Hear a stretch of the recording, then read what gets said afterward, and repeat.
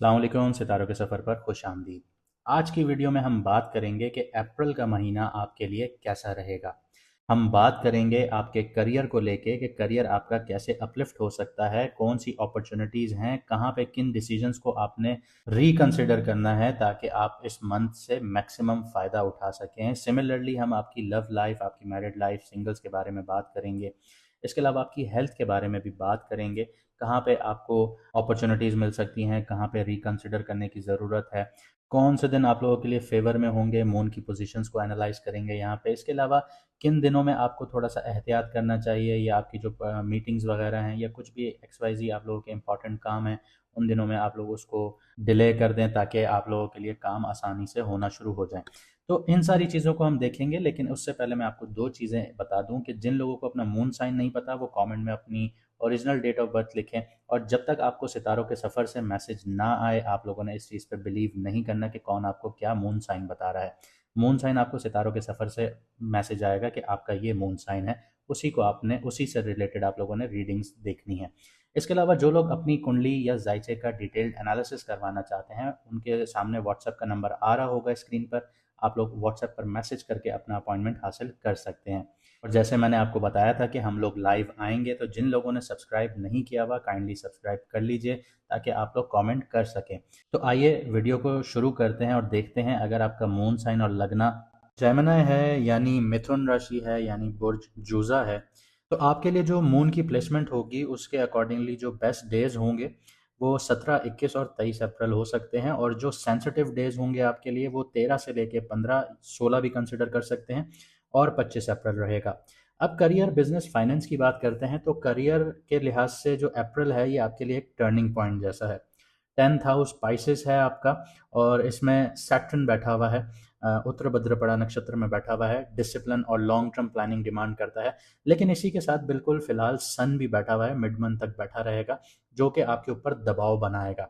अभी जिस वक्त आप ये वीडियो सुन रहे होंगे उस वक्त भी आपके करियर में बहुत ज़्यादा आपको डिफ़िकल्टीज़ फेस करनी पड़ रही होंगी, और जिस वक्त ये आप वीडियो सुन रहे होंगे यानी अपलोड होने के 1-2 दिन के अंदर-अंदर, तो उस वक़्त आपको बहुत ज़्यादा एक ज़हनी दबाव, करियर से रिलेटेड एक डिप्रेशन वाली सिचुएशन आपको फेस करनी पड़ रही होगी, क्योंकि यहाँ पे सन के साथ सैटर्न बैठा हुआ है, सैटर्न अस्त है, तो यहाँ पे प्रेशर बहुत ज़्यादा क्रिएट हो रहा है।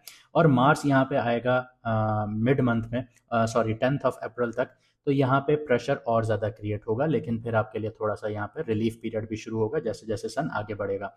सन मिड मंथ के बाद आपका एरीज़ में चला जाएगा, तो सिचुएशन फिर आपके लिए फेवर में टर्न लेना शुरू करेगी। और मरकरी के साथ यहाँ पे कंजंक्शन होगा मार्स का और सैटर्न का मिड मंथ में, तो अथॉरिटी इश्यूज़ या बॉस के साथ टेंशन्स क्रिएट कर सकता है, लेकिन आपको यहाँ पे अपनी ज़बान पे कंट्रोल रखना होगा। ये टाइम आपको टेस्ट करेगा कि आप प्रेशर में कैसे परफॉर्म कर रहे हैं। अब जो फिलहाल आपके करियर में जो इश्यूज चल रहे हैं वो अंगारक दोष की वजह से चल रहे हैं। अगर आपने हमारी चांद ग्रहण की वीडियो देखी होगी तो उसमें हमने बहुत चीज़ें बताई थी, लेकिन हमने अंगारक दोष के बारे में नहीं बताया था, क्योंकि हर चीज़ यहाँ पे एक माइन्यूट वे में काम कर रही होती है, बहुत प्रिसाइजली काम कर रही होती है। तो अगर हम आपको वो भी डिटेल बताते तो आप कंफ्यूज हो जाते हैं। हम आपको ज़रूर समझाएंगे कि अंगारक दोष क्या होता है, और जो आपके साथ बीत चुका है उसके ऊपर भी हम आपको बताएंगे कि क्या क्या आप लोगों ने देखा होगा। इसके अलावा जुपिटर जो है ये आपके फर्स्ट हाउस में बैठा है, रेट्रोग्रेड मोशन से निकल आ चुका है। अब ये अपने पॉजिटिव इम्पैक्ट्स की तरफ आपको लेके जा रहा है, तो यहाँ पे गाइडेंस और प्रोटेक्शन आपको मिलना शुरू होगी। इसकी जो 9th नज़र है वो आपके 9th हाउस पर पड़ रही है, एक्वेरियस पर, जहाँ पे राहु बैठा है। नए आइडियाज़ और फॉरेन या फिर डिजिटल अपॉर्चुनिटीज़ यहाँ पे आपको मिल सकती हैं, फॉरेन से रिलेटेड भी। और यहाँ पे आपको अब अपने फादर या मेंटोर या आपके गुरु से रिलेटेड भी आपको फ़ायदा हासिल होगा, लेकिन शर्त यह है कि यहाँ पे आप लोगों को लोगों से दुआएं हासिल करनी है अगर आप अपने करियर में एक्सेल करना चाहते हैं। इसके अलावा एक चीज़ और आपको समझा दूं कि जुपिटर जिस घर में बैठता है उस घर में चिराग तले अंधेरा, ये ऐसी सिचुएशन क्रिएट करता है। यानी जुपिटर जिन घरों को देख रहा होता है उनको एक्सपेंड तो करता है, लेकिन जिस घर पे बैठा होता है उस घर पे आपको काम करना होता है। यानी आपके फर्स्ट हाउस में बैठा है तो आपको अपनी पर्सनालिटी पर काम करना है, अपनी कम्युनिकेशन स्टाइल पर काम करना है, अपने एटीट्यूड पर काम करना है। अगर आप इन चीज़ों में फेल हो गए तो आप समझ लीजिए कि दूसरी चीज़ों का कोई मायने नहीं रहेगा, क्योंकि जब तक आप हैं तो दूसरी चीज़ें काम करेंगी, जब तक आप अपनी पर्सनालिटी को डेवलप नहीं करेंगे तो दूसरी चीज़ें भी काम नहीं करेंगी। इसके अलावा राहु जो आपके 9th हाउस में बैठा है वो इल्यूजन्स क्रिएट करेगा। इसलिए किसी भी अपॉर्चुनिटी पर आप लोगों ने ब्लाइंडली ट्रस्ट नहीं करना, ब्लाइंडली एक्सेप्ट नहीं करना। रिसर्च कीजिएगा तो यही राहु आपके लिए पॉजिटिव वे में काम करेगा। इसके अलावा फाइनेंस की बात करें तो सेकंड हाउस कैंसर है और खाली है, लेकिन कैंसर में जो कैंसर का लॉर्ड जो है वो मून है, फ्लक्चुएट करता रहेगा सेकंड हाउस आपका। इनकम स्टेबल नहीं होगी आप लोगों की, लेकिन कुछ ज़्यादा कम भी नहीं होगी। 11th हाउस जो है वो आपका एरीज है।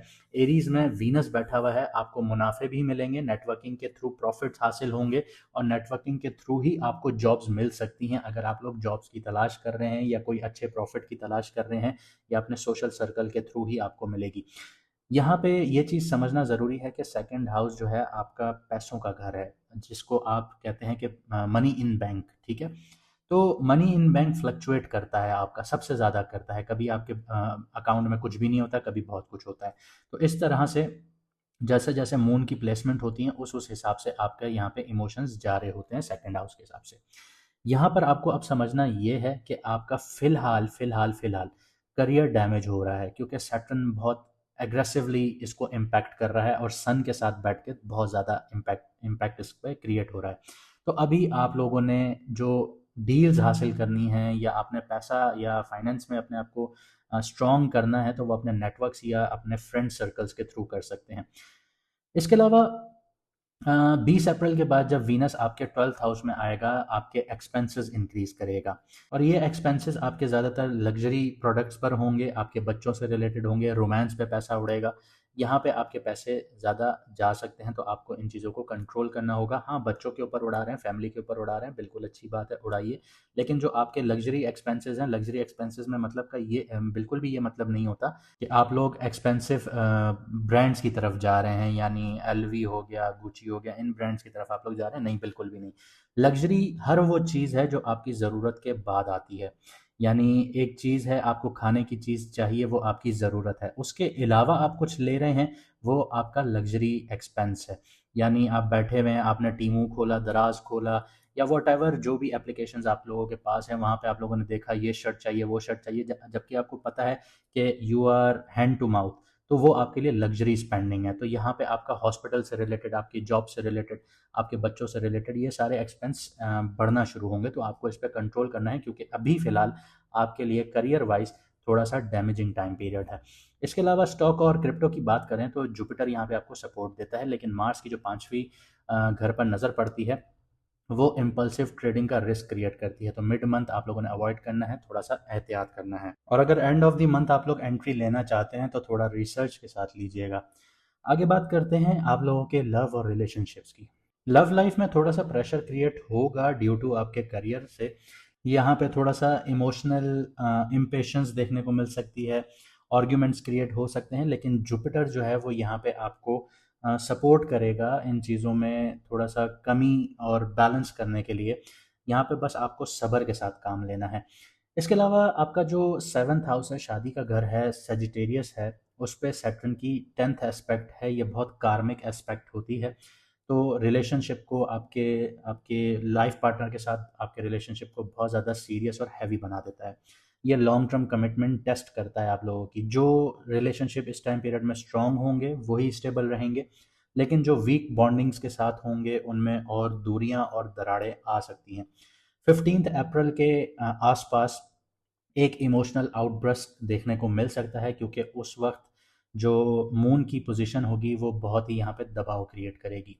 केतु आपके 3rd हाउस में बैठा है, यानी कि लियो में बैठा है, तो यहाँ पे कम्युनिकेशन गैप भी देखने को मिल सकता है, जिससे मिसअंडरस्टैंडिंग्स आ सकती हैं। वीनस 11 से 12 में जाएगा, लेकिन जो first half of the April होगा उसमें फ्रेंड सर्कल से आप लोगों को लव डेवलप हो सकता है, लव के चांसेस मिल सकते हैं, लेकिन एंड ऑफ द मंथ ये आपको आपकी डेली लाइफ के थ्रू थोड़ा सा इमोशनल विड्रॉल भी कर सकता है। यानी जब आप अपनी डेली लाइफ में बहुत ज़्यादा बिजी होंगे, एक्सपेंसेस एक्सट्रीमली बढ़ना शुरू हो जाएंगे, तो आप थोड़ा इमोशनली विड्रॉन होना शुरू हो जाएंगे अपने पार्टनर से। अब बात करते हैं आपकी हेल्थ की। तो हेल्थ के लिए 6th हाउस स्कॉर्पियो है, मून का ट्रांजिट 5 अप्रैल को होगा, मार्स की इन्वॉल्वमेंट होगी यहाँ पे, तो स्ट्रेस और फटीग बहुत ज़्यादा क्रिएट होगा। आपको अपनी डाइजेशन और इमोशनल हेल्थ दोनों का ख्याल रखना चाहिए। 10th हाउस जो है पाइसेस है, इसमें हैवी कंजंक्शन हो रही है, सन है, मार्स एंटर होगा, यहाँ पे ट्रांजिट करेगा, सैटर्न बैठा हुआ है, सन के साथ कंजंक्शन में है, तो मेंटल प्रेशर अभी बहुत ज़्यादा क्रिएट हो रहा होगा, बर्नआउट का रिस्क है यहाँ पे, स्पेशली जब ये प्लानिटरी पोजीशन 13 से 15 को जब मून यहाँ पे कंजंक्ट करेगा, तो आसपास आपको रेस्ट की बहुत ज़रूरत होगी। यहाँ पे बहुत ज़्यादा आपको एक डिप्रेसिंग सिचुएशन फील हो सकती है, स्लीप डिस्टर्बेंस देखने को मिल सकती है, और आपकी जो सैटर्न है वो 12th हाउस पर भी एस्पेक्ट डालता है, तो आपको हॉस्पिटल भी यहाँ पे, इसके हॉस्पिटल से रिलेटेड भी यहाँ पे आपको चक्कर लगाने पड़ सकते हैं, तो थोड़ा एहतियात करिएगा। और हर किसी को हॉस्पिटल के चक्कर नहीं लगेंगे, लेकिन जिनकी सैटर्न की या वीनस की महादशा चल रही होगी या अंतर्दशा चल रही होगी, तो उनके लिए ये थोड़ा सा क्रिटिकल जोन होगा। 8th हाउस कैप्रिकॉन है, स्टेबल है, लेकिन स्ट्रेस जो है, सडन स्ट्रेस यहाँ पे क्रिएट हो सकता है, एंजाइटी आपको स्पाइक कर सकती है। जुपिटर का जो आपके फर्स्ट हाउस में बैठना है, वो ओवरऑल प्रोटेक्शन तो दे रहा है आप लोगों को, लेकिन आप लोगों को भी यहाँ पे अपनी जो रूटीन है वो मेंटेन करना बहुत ज़रूरी होगा। कुछ चैलेंजेस और जो अपॉर्चुनिटीज़ हैं वो भी मैं आपको समझा देता हूँ। करियर पे प्रेशर बनेगा, ये सबसे पहले मैं आपको चैलेंजेस बता रहा हूँ। जो करियर में आप लोगों के लिए प्रेशर बनेगा, अथॉरिटीज़ के साथ कॉन्फ्लिक्ट हो सकता है, तो अपनी कम्युनिकेशन स्टाइल और ज़बान पर आपने कंट्रोल रखना है। इमोशनल स्ट्रेस मिड मंथ आपको देखने को मिल सकता है। फाइनेंशियल इंस्टेबिलिटी सेकंड हाफ में देखने को मिल सकती है, और कम्युनिकेशन गैप आ सकते हैं इस टाइम पीरियड में। इसके अलावा जो अपॉर्चुनिटीज़ हैं वो ये हैं कि आपके फर्स्ट हाउस में बैठा हुआ जो जुपिटर है, वो आपको पर्सनल ग्रोथ और क्लैरिटी दोनों देगा। अपनी जो आपकी पर्सनालिटी है उसको डेवलप करने में भी हेल्प करेगा, लेकिन उस पर आपने काम खुद करना है। राहु यहाँ पे आपके 9th हाउस में है, अनकन्वेंशनल करियर ब्रेक थ्रू दे सकता है, लेकिन कोई भी डील साइन करें या कोई भी आपको प्रोजेक्ट मिले, उसको पहले रिसर्च करें कि वो वेदर आपके लिए हक में है या नहीं है, उसके आउटकम्स क्या हैं, तो ये सारी चीज़ें आपने देखनी है, अंधाधुंध आपने कुछ भी फॉलो नहीं करना। इसके अलावा बात करते हैं कि आपके जो नेटवर्क्स हैं, आपके जो दोस्त यार हैं, उनके थ्रू फर्स्ट हाफ में आपको मुनाफे फ़ायदे मिल सकते हैं, तो इस चीज़ का अभी भरपूर फ़ायदा उठाइए। सेल्फ डेवलपमेंट पे और लर्निंग पर काम कीजिए, यही आपके लिए बेहतरीन है। बेस्ट टाइम जो होगा वो 17 अप्रैल ऑनवर्ड्स होगा, 17 टू 23, लेकिन आप 12 टू 16 अप्रैल आपने थोड़ा एहतियात करना है। रेमेडीज़ की बात करें तो डेली जर्नलिंग कीजिए, अपने थॉट्स को ऑर्गेनाइज कीजिए, माइंडफुलनेस और ब्रीदिंग एक्सरसाइजेस कीजिए ताकि आपका माइंड फोकस रहे। अपनी प्रॉपर स्लीप लीजिए, हाइड्रेशन मेंटेन कीजिए, अपनी प्रायोरिटीज़ को क्लियर करें, और हफ्ते में एक दिन किसी ज़रूरतमंद को खाना सदका दान ज़रूर करें, लेकिन वो खाना जो आप खुद खाना पसंद करते हैं, वो नहीं कि जिसमें पत्थर हों या जिसमें वो क्वालिटी ना हो कि जो आप खुद खाना ना पसंद करें। ये खाना आप किसी गरीब को, किसी मज़दूर को खाना डोनेट करें, आपके लिए ये बहुत अच्छी रेमेडी है। उम्मीद करता हूँ आपको वीडियो पसंद आई होगी और हमने सही गाइड किया होगा आपको। अगर आप लोग ये समझते हैं तो चैनल को सब्सक्राइब ज़रूर कीजिएगा, वीडियो को लाइक ज़रूर कीजिएगा और अपने दोस्तों के साथ शेयर ज़रूर कीजिएगा। मुझे दीजिए यहाँ से इजाज़त, मिलते हैं अगली वीडियो में सितारों के सफ़र पर।